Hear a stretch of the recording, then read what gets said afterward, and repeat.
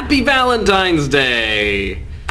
So it's Valentine's Day, and Valentine's Day is a really wonderful day, which is all about love, and that's so nice. Some people act like they don't like Valentine's Day, but what's not to love? It's all about love. And sure, romantic love isn't always what it's cut up to be, like take Faust and Candide, for example. But there are lots of other wonderful kind of love. You can love your family, you can love your kids, you can love your parents, you can love your friends, you can love your turtles, you can love movies and watch Netflix all night. Don't forget to show love to your mannequin.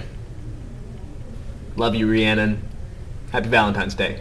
There's no reason to be down on love. So let's read a few love poems just to get into the spirit of things. This is Somewhere I Have Never Traveled, Gladly Beyond by E.E. Cummings.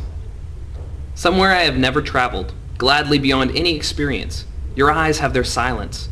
In your most frail gesture are things which enclose me, or which I cannot touch because they are too near. Your slightest look easily will unclose me, though I have closed myself as fingers. You open always petal by petal myself as spring opens, touching skillfully, mysteriously, her first rose. Or if your wish be to close me, I and my life will shut very beautifully, suddenly, as when the heart of this flower imagines the snow carefully everywhere descending. Nothing which we are to perceive in this world equals the power of your intense fragility, whose texture compels me with the color of its countries, rendering death and forever with each breathing. I do not know what it is about you that closes and opens. Only something in me understands the voice of your eyes is deeper than all roses. Nobody, not even the rain, has such small hands. And here's one about a child loving a parent.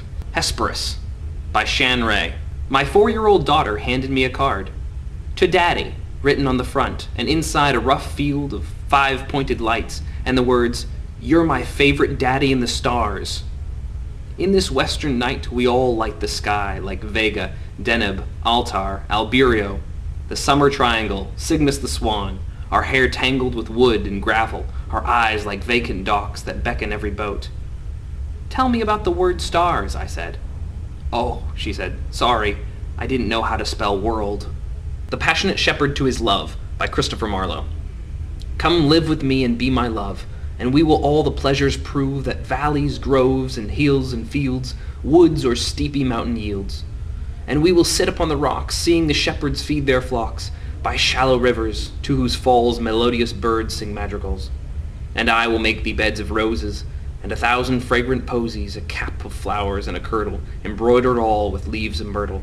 A gown made of the finest wool, which from our pretty lambs we pull. Fair lined slippers for the cold, with buckles of the purest gold. A belt of straw and ivy buds, with coral clasps and amber studs. And if these pleasures may thee move, come live with me and be my love. The shepherd swains shall dance and sing for thy delight each May morning. If these delights thy mind may move, then live with me and be my love. And here is the nymph's reply to the shepherd, by Sir Walter Raleigh.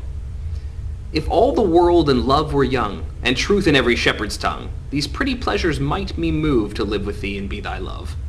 But time drives flocks from field to fold, when rivers rage and rocks grow cold, and Philomel becometh numb. The rest complains of cares to come. The flowers do fade, the wanton fields to wayward winter reckoning yields. A honey tongue, a heart of gall, is fancy's spring, but sorrow's fall.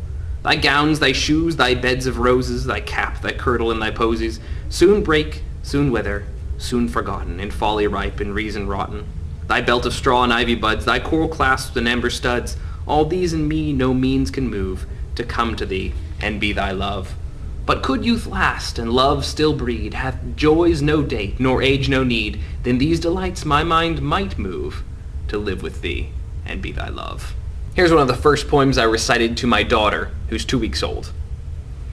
She walks in beauty, like the night of cloudless climes and starry skies, and all that's best of dark and bright meet in her aspect and her eyes, thus mellowed to that tender light which heaven to gaudy day denies. One shade the more, one ray the less, had half impaired the nameless grace which waves in every raven tress, or softly lightens o'er her face, where thoughts serenely sweet express how pure, how dear their dwelling place. And on that cheek, and o'er that brow, so soft, so calm, yet eloquent, the smiles that win, the tints that glow, but tell of days and goodness spent, a mind at peace with all below, a heart whose love is innocent. Have a wonderful Valentine's Day, and be sure to share a lot of love today.